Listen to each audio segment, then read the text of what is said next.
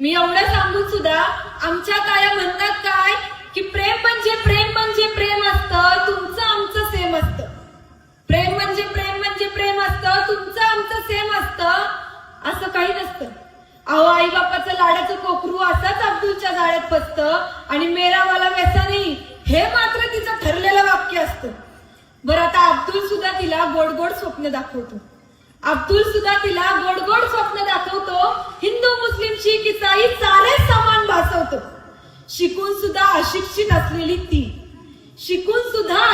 असलेली ती त्याच्यासाठी स्वतःच्या आई वडिलांशी भांडते आणि त्याच्या सांगण्यावरून स्वतःची लाजही त्याला देऊन टाकते. अहो पण शेवटी